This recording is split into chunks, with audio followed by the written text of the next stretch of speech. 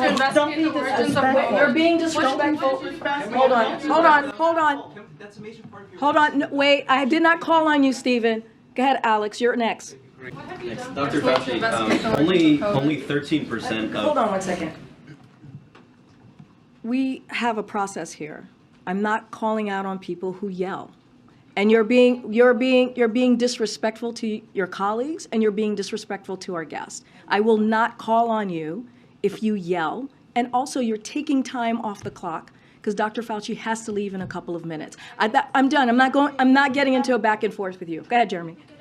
Dr. Fauci, but she's only asking a 30. great question. Jeremy. Go ahead, Jeremy. You ask your question, you should allow her to answer. Jeremy. She's asking a valid question, Dr. Fauci, on the origin of COVID-19. It is not your turn. It is not your turn. You call on the same people. That's the thing.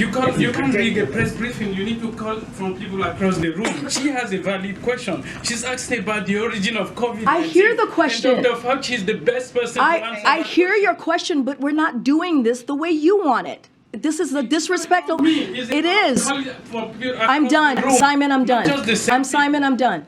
I'm done with you right now. Go ahead. Go ahead. You're taking time away from your colleagues. Go ahead. In the back for Dr. Fauci. Last question. I did not plan to go into the White House briefing room and start yelling out questions. That's never my plan. Usually I go in there, I raise my hand, and I wait like approximately the 50 reporters in that room that go in there every single day. I sit down and I raise my hand and I wait to be called on.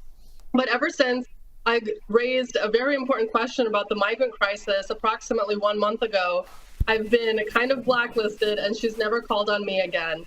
And yesterday, I knew that it was Dr. Anthony Fauci's last press briefing, and this was my last opportunity to raise one of the most important questions, I think, in modern history. What did he do personally to investigate the origins of COVID-19? He has not answered that question ever. And the other reporters in that room, they were lobbing, softer questions at Dr. Anthony Fauci about his legacy, about mask wearing, and things of that nature.